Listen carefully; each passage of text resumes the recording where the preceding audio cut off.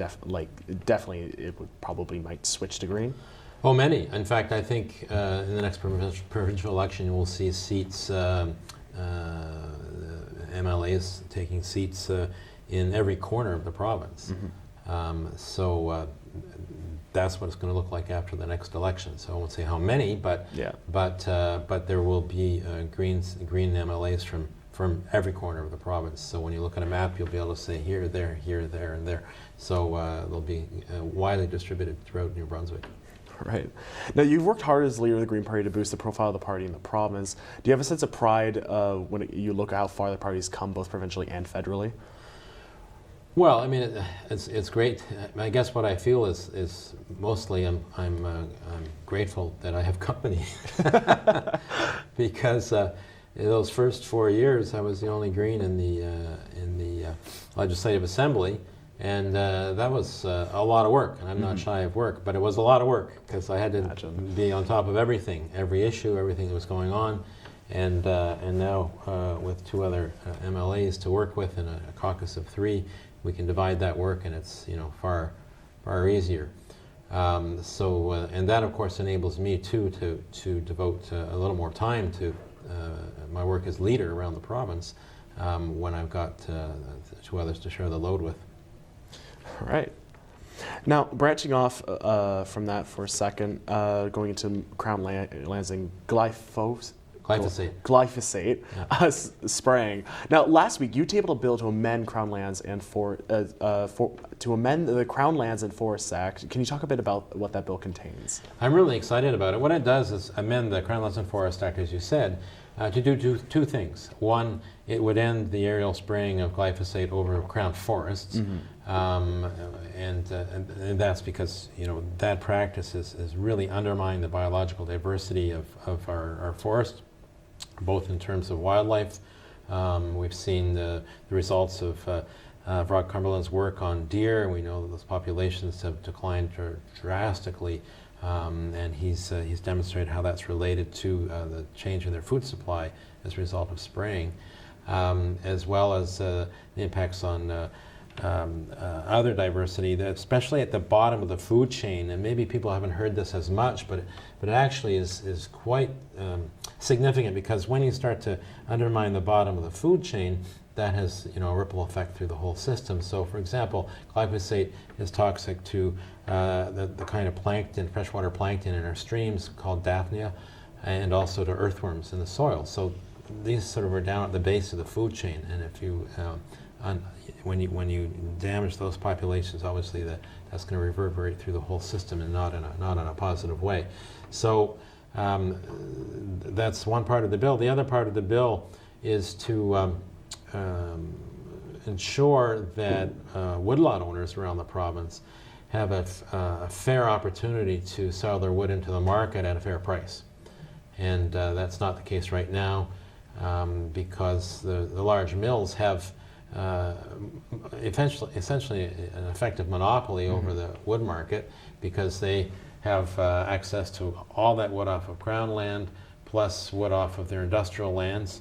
And so that enables them really to determine the kind of price they're going to pay in the end for private wood. So you compare what woodlot owners get for wood in Nova Scotia or Maine, and it's far more than they get in New Brunswick. So it's hard to make a living as a woodlot owner, and woodlot owners should be small businesses in our rural communities that are really contributing to those communities quite vibrantly, but in recent years that's been a difficult thing, because one, the price of wood, and two, the access to market. So our bill would do 2 things.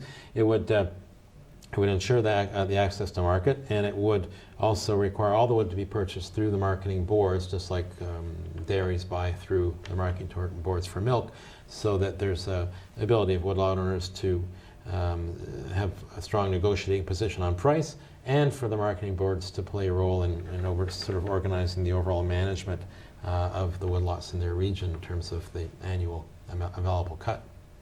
Now, speaking of that, why would you say it's important for New Brunswick mills to purchase more wood from private woodlots here? Well, for a couple of reasons. One, it takes the pressure off the Crown lands. People have a lot of, New Brunswickers have a lot of goals for the Crown lands, and right at the top of them is to maintain and safeguard our water, our streams and our rivers and our wildlife. And that's sort of number one. And right now it's, the way the Crown lands are being managed is more down at the bottom of the list.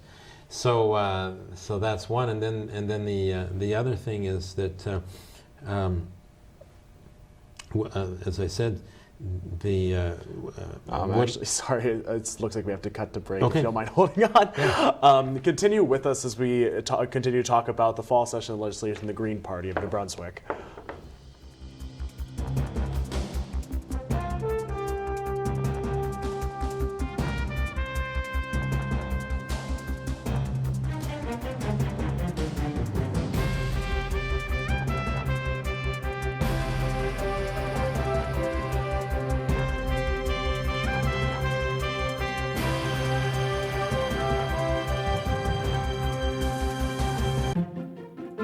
Do you have something to share?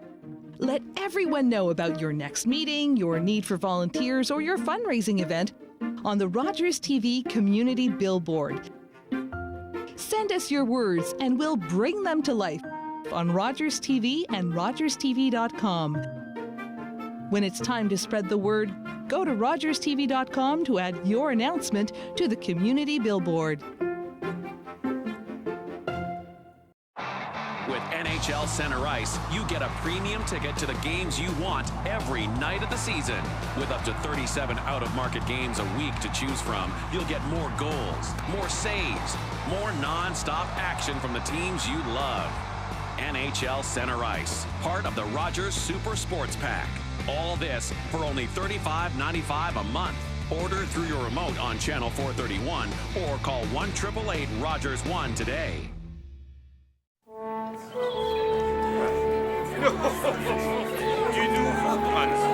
Canada was just a few days old when 4 young men from St. John, New Brunswick, dared to challenge the French and British world champions at their own sport.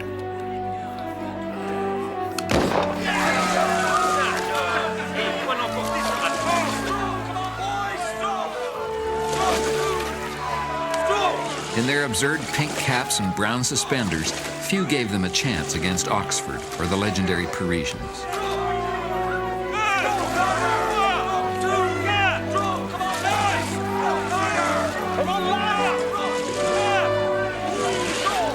Their hometown had bet $100,000 and would not be disappointed.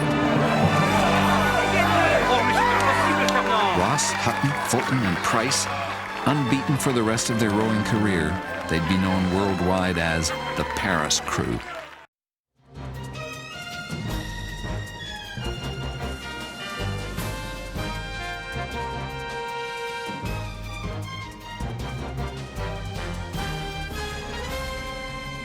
Hello, and welcome back to Voice of the Province. I'm your host, Troy Glover. Today we have David Coon, leader of the Green Party of New Brunswick, and we're talking about the Green Party and also the fall session of the legislature having to do with anything really having to do with the Green Party there.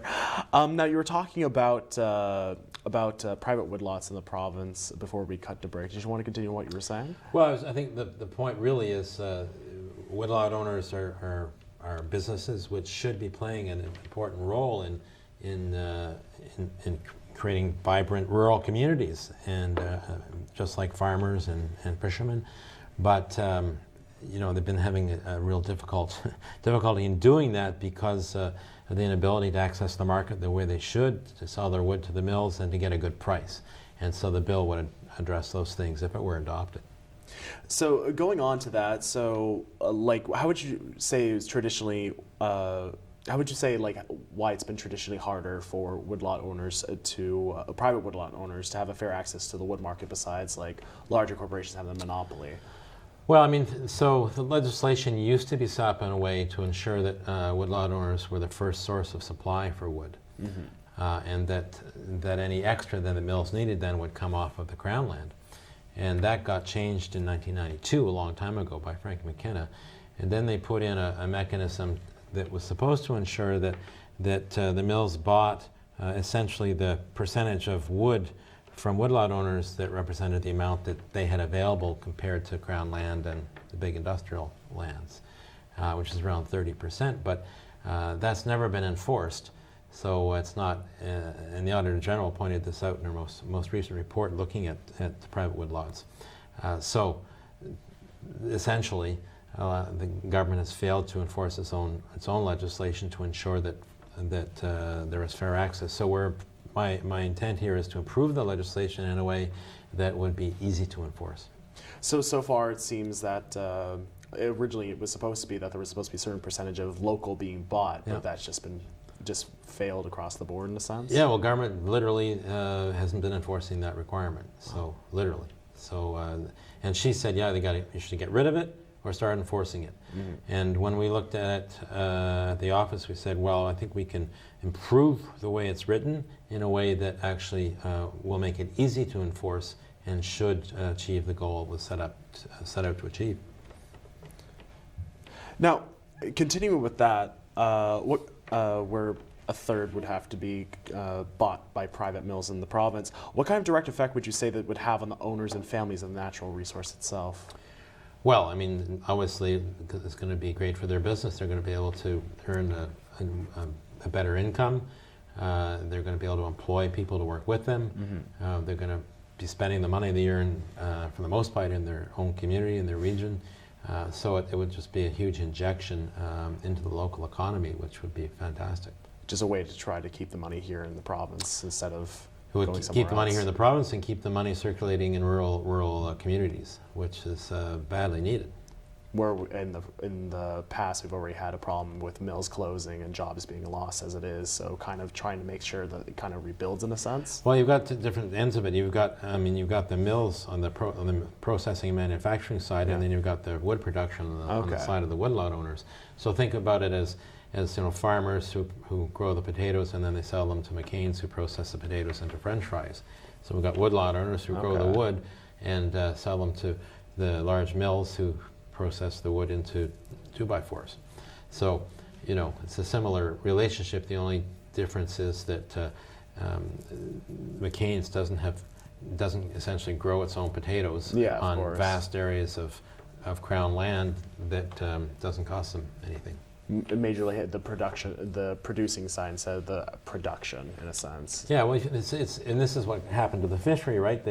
Years ago, federal government allowed the large fish processing companies, ones that own the big fish plants, to go fishing with big trawlers. Mm-hmm. And so, when you start doing that, the likelihood is you're going to overfish the fish stocks, which is what happened. Because you're looking at it from the perspective of the fish processing side of things. You need more, you want to grow, and you need more and more and more fish. The same goes for mills as well. All right. Now, the Auditor General in 2015 made recommendations to ensure fair access to private woodlot owners to the market. Now, why do you think the two governments have yet to implement those recommendations so far? Well, that's a very good question. My hunch is they are afraid of the large companies, and so they don't dare implement those recommendations. So, the other side of your bill, you have one side where it's mostly where it's the wood loss, and the other side that has to do with the banning of aerial spraying of glyphosate. I can never pronounce that word right. On Crown lands and forests. Now, for people who may not know what glyphosate is, can you talk about it a bit? Well, it's a herbicide that is sprayed on plantations that have been established after a clear cut has been made to kill the natural regeneration that was trying to grow back, so the hardwood trees and the shrubs. So it kills those off so that you get better growth in the spruce, say, that has been planted. So it really is an agricultural model applied to forestry rather than working with the natural regeneration that would occur, and you can direct the nature of that natural regeneration both by how you cut the wood originally, whether you do partial cuts or selection cuts, and then how you thin what naturally grows back, what you thin out and what you leave. Now, the World Health Organization, they classify glyphosate as a possible carcinogen. Is there a reason why such a designation hasn't really set off any alarm bells as to the reduction or just the complete cancellation of the spraying? Well, I mean, it certainly is globally. There's a lot of lawsuits that people who have worked with the product, with glyphosate, have brought because of health concerns that they have or illnesses they have. And the famous one was the one in the United States so far where a groundskeeper worked directly with it and developed a cancer that was associated with, where there was an elevated risk associated with exposure to glyphosate, and he was successful. Now, the provinces modified the license in the province to work toward a 30% reduction in the spraying along NB's power lines and a total ban on spraying crown lands and designated watersheds. Now, is this enough to at least mitigate some of the effects of on wildlife in the province? Well, they haven't done any of that. No? No, I mean, I tried to get the Minister of Natural Resources to agree to actually formally, in the regulations, ban the spraying at least in the drinking water, designated drinking water watersheds in the province, and he didn't do that. Well, I guess it was the Environment Minister who would have to do it to be accurate. The Environment Minister is one who controls that, but he wouldn't do that. So no, I mean that was smoke and mirrors what they were talking about, just spin. Now, is there any effect that spraying has on the diversity of our forests? Well, absolutely. When as I was explaining, it's a combination of when you clear cut an area, there's a mix of trees there. You replace that with one species of tree that you plant, and then spray anything else that's trying to grow up in between. Of course, it's going to have a significant impact on the diversity of the forest. And we've seen forestry practices overall, not just spraying, but over the years, reduce the populations of a whole range of tree species. So cedar, for example, is far less common than it used to be because we don't manage the forest to produce cedar.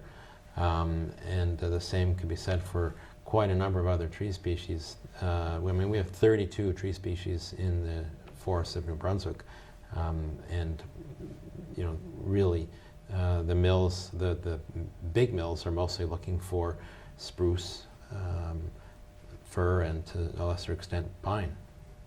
Now, since glyphosates only started to be used in the province in 1970, is it still too early to know the possible long-term effects exposure has, especially like in urban areas or more outward into rural? Well, I mean, obviously it's sprayed over plantations, which are remote on Crown lands, and so I think, well, there's two things. So if it's sprayed aerially, then we know from published research the risks it poses to various species and to biological diversity.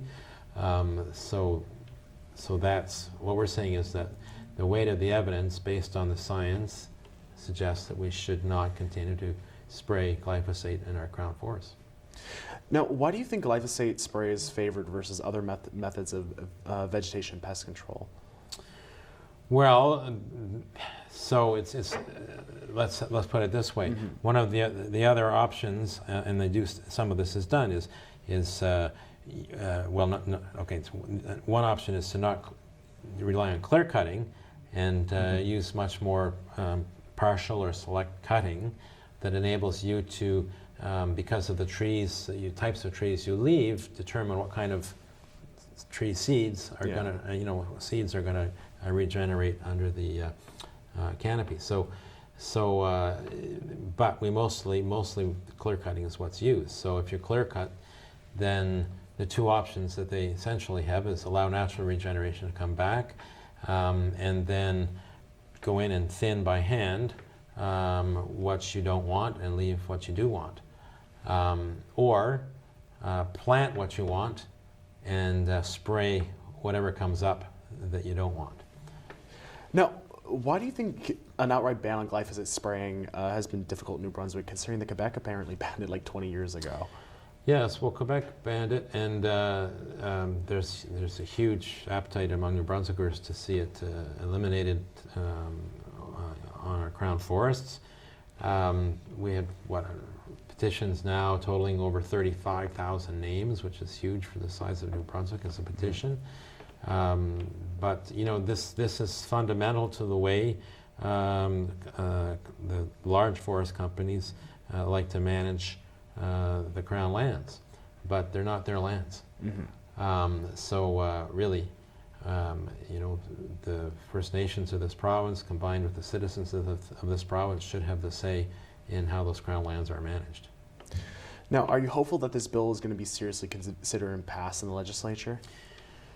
Well, those are two different things. So yes, I hope it will be seriously considered. And yes, of course, I hope it will be passed, but that really depends on whether or not both the Liberals and at least two of the People's Alliance members support it, and that all the Liberals are in the House when the vote is taking place. So it depends on those things. Everyone has to be in their seat, Yep. and then both the Liberals and at least two out of the three People's Alliance members have to support it for it to pass. So I met with Mr. Vickers and briefed him on the bill. We've briefed the People's Alliance on the bill, and I've briefed the Minister of Natural Resources on the bill. So you know, we'll see what happens. Certainly, he's already indicated he won't support it. At least not the part of the bill dealing with glyphosate. Someone could introduce an amendment. Who knows? We'll see, and it may or may not pass, depending on what it is. Anyway, we'll have to wait and see till it comes to the second reading debate, and then, if it passes second reading debate, then goes to committee where amendments happen. All right. Now, moving on, vaccinations of the province, and last week, Education Minister Dominic Carty reintroduced the mandatory vaccination bill, and this time he added the notwithstanding clause. Now, for people who don't know what the clause is, can you explain what it means? So the notwithstanding clause was designed as a way of convincing the provinces, all the provinces, to sign on to the Constitution and the Charter of Rights back in 1982, so that in extraordinary circumstances they would have an out to override the Charter temporarily if they felt that there was overwhelmingly enough reason at in terms of provincial interests to do so. And that override would last for 5 years, and then you can try and do it again. But that was the idea. It hasn't been used very much, mostly in Quebec. And it's never been used preemptively, like is being proposed here, always after the fact. And so what it does effectively is prevent, if someone thinks a piece of legislation violates their charter rights, then they can go to court and have the courts rule on whether it does or not. And if they do, well, then it's back to the legislature, and the legislature has to fix the legislation so that it's consistent with the charter rights, or in extraordinary cases, bring in the notwithstanding clause then. So that's what it is. Now, since it grants to prevent legal challenges to approved bills, why is it so rarely used? Well, I mean, it's. I think one law professor described it as a nuclear bomb in constitutional law. I mean, it is so rarely used because it steamrollers right over potential charter rights. So that's why it's so rarely used. You know, the idea in this country is we have a charter to protect people's rights and freedoms, and there they are. And when legislation is written in a way that people feel, or a group feels, violates those rights and freedoms, then they can go to the courts and have the courts rule on that. And then that can invalidate the law. That's how the system is supposed to work. So you can imagine using the notwithstanding clause prevents any of that from happening. It's a really sort of autocratic measure to prevent citizens from challenging laws in court where they think they violate their rights and freedoms. Now, when the bill comes to a vote, it will be something unusual as all parties will grant their members a free vote. Now, how does that speak to the controversial nature of the bill itself? Well, that was the original before. That was what the parties were going to do before the notwithstanding with the old bill, right? Because there was a previous bill that didn't have this in it, but it died on the order paper when we adjourned the last session or prorogued the last session and began this session. So this is a new version of the same bill that came last year or earlier this year. So yes, so there was, the other party said, we always have, so far we've always had free votes in the Green Caucus, but the other parties decided that they would have free votes. Because... Okay, I'm sorry, I'm going to have to cut you off. Unfortunately, we have to go off to break. Please continue with us as we continue to talk about New Brunswick Green Party and fall legislation topics.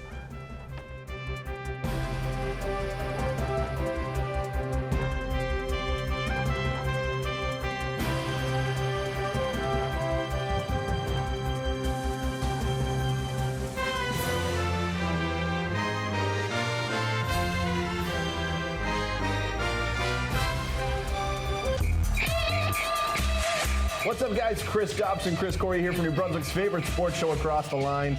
We talk to everybody from football, golf, hockey, Hall of Fame. It doesn't matter. We always have a great time when we're here in studio, and hey, you never know who's going to drop by. Hey, lots of celebrities, lots of New Brunswick's finest coming by the studio to talk sports, have a little fun with New Brunswick's favorite sports talk show, Across the Line, right here on Rogers TV. Do you worry about how much someone drinks? Do you feel angry or depressed most of the time? Do you feel neglected or unloved? Do you feel that if the drinker loved you, she or he would stop drinking?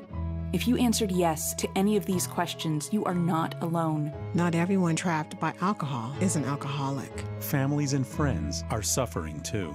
Al-Anon and Alateen can help. Call 1-866-200-0223 or visit alanon.org/help.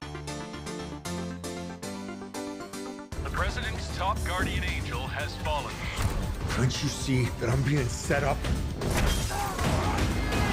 We gotta get out of here. I ain't going nowhere. I'm gonna try and finish the job. And I'm not gonna stop until I prove who did this. You can't hide from us, Banning. Don't worry about finding me. I'll find you.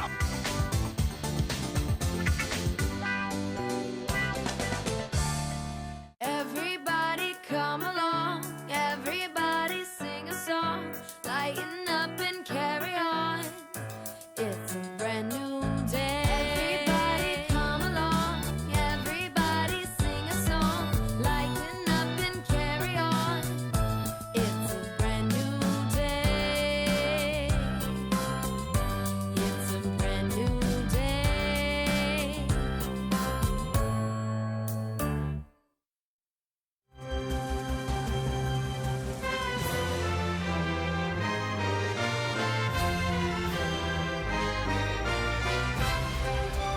Hello and welcome back to Voice of the Province. I'm your host, Troy Glover. Tonight we have David Coon, leader of the Green Party of New Brunswick, and tonight we're talking about Green Party topics having to do with the fall legislative sessions. And before we went off to break, you were talking about the notwithstanding clause and members having the right to a free vote during the about the controversial nature of the bill. Did you want to continue on what you were saying there? Well, so it's unclear now whether the Conservatives and Liberals will permit free votes now that the notwithstanding clause is in there.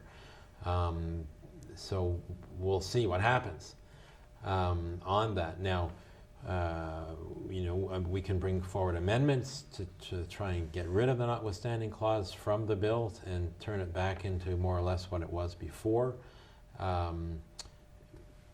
And then, obviously amendments have to get enough support to pass to have that impact. So we'll see what happens. Now, do you think there's a validity to the concern that New Brunswick is in danger of falling below the level of herd immunity? Yeah, I think that we need to ensure that all those children who are in schools that let me say this again, that children in schools need to be vaccinated unless there's some medical reason that that they're not vaccinated. They can't be vaccinated. So that's the idea, to protect everybody. And so the problem is that we actually don't have the data yet to determine where things sit in terms of the extent of vaccination and so-called herd immunity, because the stats haven't been collected very well in the schools, and that's being remedied now, and so those statistics will be available, I think in April, we're talking about. Now, kind of on the flip side, there's a significant amount of misinformation, obviously, on vaccinations that people find online and they use in their daily arguments against them, and it's definitely affected vaccination numbers. Is there a point at which you think that the government has to step in for the protection and health of its citizens in all? Well, I mean, obviously, the Minister of Education has decided that this is the point. That's why he brought forward the bill. Because we have mandatory legislation, mandatory vaccination legislation now. Yeah. With 2 exemptions. So the legislation starts with all children attending schools must be vaccinated, and then it says unless for medical reasons or unless there are philosophical reasons, and then you have to kind of fill out this form and so on around that. So what the bill, when the original bill started out to do, was to simply go from the 2 exemptions to 1 exemption, to just go down to the medical exemption. Now, is there a way for government to do all this that doesn't take away the choice of the parents when it comes to religious and spiritual reasons? Well, no. I mean, if you're gonna have all children vaccinated except those who can't be vaccinated for medical reasons, then you need to lose that other exemption. That's the point of the bill. But the other side of this is, and this is the frustrating thing, we haven't heard the Minister of Health talk about it. It's just been the Minister of Education. We haven't heard our own medical experts in the Office of the Medical Officer of Health, our Public Health Department, talk about it, like Dr. Krista Muick, who's has developed expertise in immunization and preventative health care. Subsequent to getting her MD, she went to McGill and did special work there. So you know, that's frustrating. Today in my statement, I made that point exactly. That why is the government not allowing our own in-house expert to speak about how we can improve immunization rates? And a lot of what may be going on is that it's just not as easy and convenient as it needs to be for parents to have their children vaccinated. Everyone's lives are extremely busy, and it's easy to lose track. So that's the other piece of this that I haven't heard, which is what is public health intending to do, or what is government asking them to do to make it that much easier and more accessible to ensure that children get vaccinated. Now, between the spirit of the bill and the notwithstanding clause being used, do you think that this type of bill may run the risk of setting a dangerous precedent in the future laws of the province? Well, certainly with the notwithstanding clause, if it stood there, because it would be very tempting then, I think, for a government with future bills to insert the notwithstanding clause as a preemptive strike. So you can imagine, for example, legislation governing the right to strike, or concerning collective bargaining. We've got a couple of pieces of legislation there that are problematic right now concerning people who work in nursing homes and then our firefighters and police officers. So can you imagine if the notwithstanding clause got put in bills like that? They're not there, but it does open the door to what could become a slippery slope. So that is a worry too. Right. Now, branching off from that, going into the privatization of Cannabis NB. Now, the government has announced that Cannabis NB will explore transitioning the industry to a private entity. Why has the government given up on this as quickly as the public service? I don't know why they think there's such a rush. I mean, no one seems to be making, everyone seems to be losing money right now across the country, which is not surprising because cannabis, we had prohibition on cannabis until, a little over a year ago. Yeah. And so it's going to take some time to get this sorted out and get it to the point where, it's breaking even or earning a bit of money. And so I was certainly prepared to see that happen. Improvements need to be made. It wasn't set up in the best of ways. I actually voted against tried to amend and then voted against a couple of the pieces of legislation that set this up because it was set up in a top-heavy, complicated, administratively complicated way that didn't make any sense to me. Instead of just saying to NB Liquor, you're going to also now run cannabis sales like they did in Nova Scotia, essentially, without building new buildings and paying expensive new rents and all of this, then things would have been, I think, somewhat different. So there's some improvements that need to be made. It looks like, according to people who seem to know the business, that they built too many stores to begin with. There's too many stores in the system, so there need to be fewer stores, and other things could be done to address the business side of it. But the government, when they were in opposition, they were very clear that what their position was. They were opposed to running it like NB Liquor. They didn't want it to be publicly run. They wanted it to be run privately, and that's where they're headed. Now, do you prefer the public or the private model when it comes to sale of cannabis and products as such?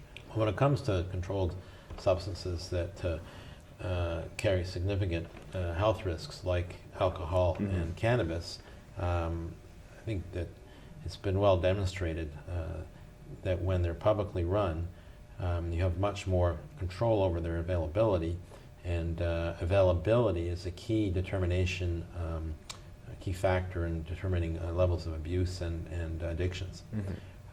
So it's, and I particularly think with cannabis, as edibles come on, which really concerns me about the impacts of edibles, that maintaining it within a public system gives much more authority over how that is sold, how it is marketed, and so on. Because we have seen time and time again where governments are pretty lax on enforcing legislation that is on the books or regulations that are on the books on the private sector for fear of somehow undermining their profitability. Now, when it comes to the private sector selling cannabis, what are some of the more specific concerns you have for that? Well, like I said, I mean, you have less. I mean, theoretically, with regulations and legislation, you should be able to have a significant amount of control over what's done. But in reality, in practice, that's not what we see happening with government regulation and legislation. So there are significant health risks associated with cannabis use, particularly for people between 19 and 25. And particularly now with edibles being permitted, it's way easier to consume far more cannabis than you should be through edibles than smoking it. So that's a concern. I've argued that and Cannabis NB was planning on doing this. I was asking questions the other day at Crown Corporations Committee, ensuring that there were appropriate warnings in the stores so that especially people between 19 and 25 could see the particular risks that they face with cannabis use and behave accordingly. So kind of make it so that if such thing is going to be, when it's put forward, make sure that there's kind of the way that same thing we kind of do with alcohol in a sense, where we warn people about what can happen if you do certain things. Like I know with edibles, with some people, if you mix it with alcohol, then sometimes you have an adverse effect on yourself in that sense. So it's kind of like things like that where people are at least warned of the dangers of those sort of things. Sure. I mean, and we should be doing a better job with alcohol as well, and we're not doing the kind of job we could be doing on alcohol, but we have that certainly have that ability as a publicly run business. Now, the proposal is to find a single owner to take over the entire operation. Now, if it must go this way, is there a right approach, or should there be multiple potential operators running the locations local to the province? That's a good question, and I haven't really drilled down into that yet, because I'm still advocating the public ownership perspective. All right. Does the private model solve the issues people have with the price of the product versus the black market? No, it doesn't. I mean, they're going to run into all the same problems that we're running into right now. Obviously, I mentioned some issues the way Cannabis Envy was set up in the first place, and we could fix those. And that was my approach. So let's fix the problems in the way it was set up, and then you've got to deal with the black market, of course. So most of the issues, though, that are a concern now will continue with a private sector operator. All right. Now, branching off from that, homelessness in New Brunswick. Now, with the winter coming on strong, many people are still faced with a lack of shelters. Since last year, how has the province fared when it comes to the issue of homelessness in New Brunswick? Not very well at all. It seems to be growing, and of course that relates to poverty, and that relates to to mental health, and the lack of any real focus on addressing either poverty or mental illness in the province in a way that it needs to be tackled. So we are going to see a out of the cold shelter opening in Fredericton very soon, which is great. But it's necessary, but it's obviously not sufficient, because really you want two things. You want people to be housed, and you want people to have the necessary services around them to help address underlying issues that led to homelessness in the first place. So neither of those things are being as aggressively pursued as we would. Now, apparently there's been recently passed a rezoning bylaw to allow construction of 2 new affordable housing units in Fredericton. Would you say something like this is a step in the right direction? Sure, but it's a drop in the bucket. We need to see, I think we need to see regulations in cities like Fredericton that says when you develop a new rental property, a certain percentage of those properties, those units need to be in the affordable housing category. It should be automatic. Now, shelters are packed and services are stressed. Why is finding affordable places for people to live such a hard problem to solve? Well, a couple of reasons. The New Brunswick government got out of establishing new public housing a long time ago. So we don't have an NB housing organization like we used to. Secondly, a lot of more affordable housing is disappearing and being replaced by high-end apartments that people are retiring to. They're selling their homes and moving to higher-end apartments. People moving back to New Brunswick and moving into high-end apartments. So, the market has shifted that way, and we don't have the regulations in place to ensure that developers are providing affordable housing at the same time. Now, should there be a requirement that buildings designate a percentage of units available as affordable units? I think it's part of the solution. Yeah? Absolutely. The number one issue that people bring to me in my constituency office looking for help is housing.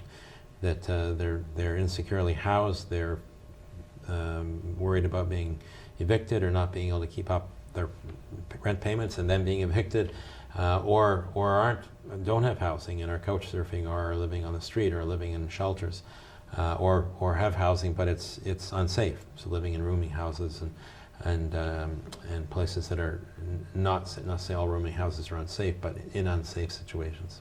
Now, in your opinion, how much of the problem would you say comes down to simply a profit versus the people sort of thing?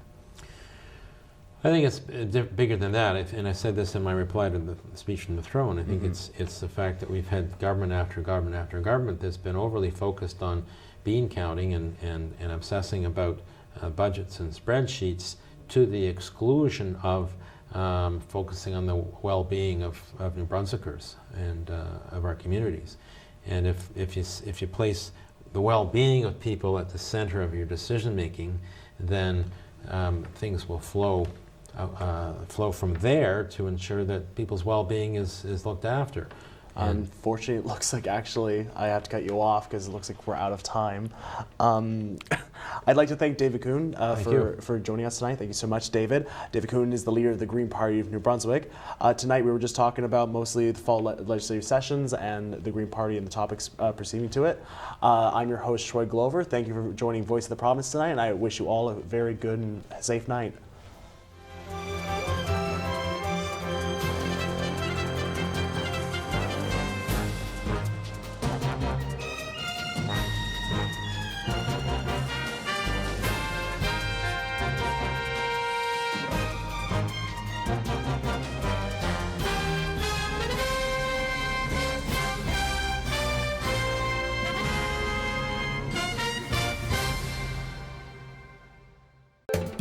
Call the Rogers TV viewer response line, email us, or connect with us on social media.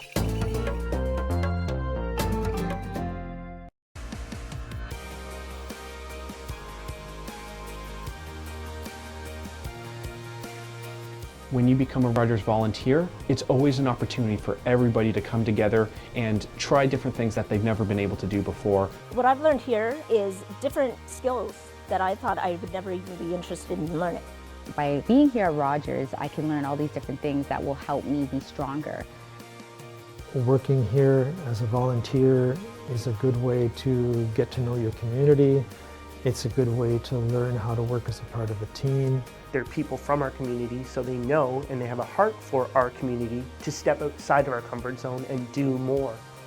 Don't be afraid, because this is where you're going to gain the most valuable experience that you can use in your future. I encourage everybody to be a volunteer at Rogers TV because not only do you grow professionally, you grow personally as well.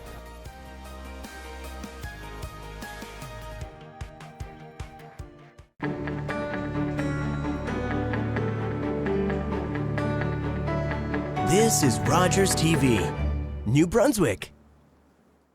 Looking for great seats to all the action? Rogers Super Sports Pack delivers. With NBA League Pass, get up to 40 out-of-market